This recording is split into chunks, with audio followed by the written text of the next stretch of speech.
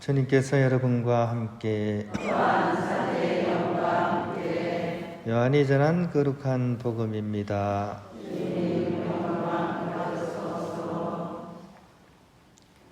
그때 예수님께서 하늘을 향하여 눈을 들어 기도하셨다. 거룩하신 아버지, 아버지께서 저에게 주신 이름으로 이들을 지키시어 이들도 우리처럼 하나가 되게 해 주십시오. 저는 이들과 함께 있는 동안 아버지께서 저에게 주신 이름으로 이들을 지켰습니다. 제가 그렇게 이들을 보호하여 성경 말씀이 이루어지려고 멸망하도록 정해진 자 말고는 아무도 멸망하지 않았습니다. 이제 저는 아버지께 갑니다. 제가 세상에 있으면서 이런 말씀을 드리는 이유는 이들이 속으로 저의 기쁨을 충만히 누리게 하려는 것입니다. 저는 이들에게 아버지의 말씀을 주었는데 세상은 이들을 미워하였습니다. 제가 세상에 속하지 않은 것처럼 이들도 세상에 속하지 않기 때문입니다. 이들을 세상에서 데려가시라고 비는 것이 아니라 이들을 악에서 지켜주십사고 빕니다. 제가 세상에 속하지 않는 것처럼 이들도 세상에 속하지 않습니다. 이들을 진리로 거룩하게 해 주십시오. 아버지의 말씀이 진리입니다. 아버지께서 저를 세상에 보내신 것처럼 저도 이들을 세상에 보냈습니다. 그리고 저는 이들을 위하여 저 자신을 거룩하게 합니다. 이들도 진리로 거룩해지게 하려는 것입니다. 주님의 말씀입니다. 평안을 빕니다.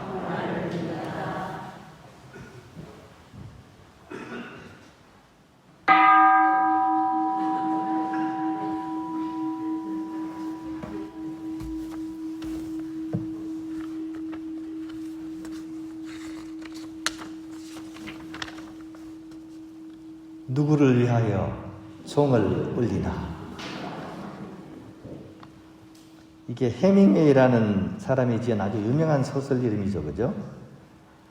이 사람이 소설 이름을 처음부터 지은 게 아니고 맨 마지막에 이 소설 이름을 지었어요. 어떻게 그래 되냐면 원래는 이분이 이제 책을 읽다가 존 던이라는 분의 기도서가 있었거든요. 개인 기도서, 그죠? 이 기도서를 읽다가 바로 거기 나온 글 가운데 하나로서 방금 들려드린 것처럼 누구를 위하여 종을 울리나 하는 이 글의 영감을 받고 이것을 이제 책 제목으로 붙인 겁니다. 근데 이 책에 나오는 이 종소리가 과연 무슨 의미인가 하는 거죠. 여기 나오는 종소리는 뭐 축제가 일어났을 때 치는 그런 종소리나 아니면 일상적으로 우리가 치는 그런 종소리가 아니라는 거죠. 이 책에 나오는 이 종소리는 조종을 의미합니다. 조종이 뭐죠? 우리 조문 간다 할 때 그 조자입니다. 그죠? 누군가 돌아가셨을 때 그것을 알리는 종입니다. 즉 누군가 죽으면 옛날에 마을 전체에 그 사람의 죽음을 알리기 위해서 이 조종을 쳤던 거죠. 요즘 사람들은 그렇지가 않죠, 그죠? 누가 어떻게 떠나는지 아무 관심이 없죠. 내 사는 것만 바빠가지고 누가 옆집에서 누가 죽어도 그냥 그런갑다 하면서, 그죠? 옛날에는 하다못해 청사초동이라도 달았죠, 바깥에, 그죠? 요즘 그런 것도 없죠. 그냥 아무도 모르게 그냥 소리 소문 없이 그냥 세상을 떠나는 거죠. 상막하기 그지 없습니다. 그죠? 근데 옛날에는 적어도 누군가 죽으면 종소리를 들으면서 도대체 누가 세상을 떠났는지 궁금해 하면서 잠시 하던 일을 멈추고 그 죽은 사람을 위해서 경건한 마음으로 기도하고 또 고개를 숙이면서 그 슬픔을 표시했던 거죠. 그래서 이 종소리는 바로 그런 의미를 담고 있는 겁니다. 그런데 이 존 던이라는 사람이 누구를 위해 울리는 종인지 그것에 대해서 묻지 말라고 얘기합니다. 누구를 위하여 종을 울리나? 묻지 마세요. 이런 뜻입니다. 왜? 이 종소리는 나를 위한 종소리이기도 하기 때문입니다. 누구를 위한 종소리요? 바로 나를 위한 그런 종소리도 하기 때문에 묻지 말라는 거죠.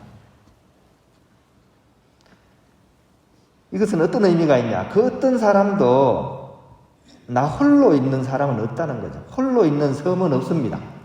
우리 섬이 우리 바다에 떠 있으면 지 혼자 있는 것 같죠? 섬은 혼자 있는 게 아닙니다. 그럼 뭡니까? 섬은 다 연결이 되어 있어요. 물 때문에 안 보일 뿐이지. 밑에 보세요. 이게 섬이 혼자 있는 게 아니에요. 밑에 다 연결이 돼가지고 결국 육지에 연결이 되어 있습니다. 그리고 섬은 사실 대륙의 일부입니다. 그죠? 대륙의 일부입니다. 하다못해 작은 모래나 흙덩이라고 하더라도 지 혼자 있는 경우는 없습니다. 다 연결이 되어 있죠.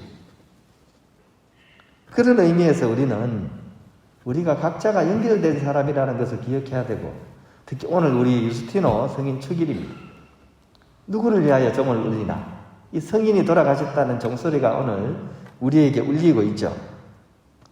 우리는 이 조종소리를 들으면서 우리의 옷깃을 여미고 이 성인의 삶을 생각하고 내 삶 또한 이 성인처럼 그렇게 복된 삶으로 살아갈 수 있기를 기원하고 희망할 수 있어야 됩니다. 짧게나마 이 유스티노 성인의 생애를 이렇게 말씀드리겠습니다. 서기 100년경에 사셨던 분입니다. 젊은 시절 그리스 철학에 심취하신 분입니다. 그 당시에 이제 철학이라는 것은 모든 학문의 기본이면서 동시에 세계의 천재들이 하던 학문이었습니다. 하지만 이 성인은 차츰차츰 철학을 공부하면서 철학보다는 오히려 그리스도교야말로 생명과 존재라는 그 크나큰 문제에 대해서 더 나은 해답을 준다는 사실을 깨닫고는 결국 그리스도인으로서 세례를 받게 됩니다.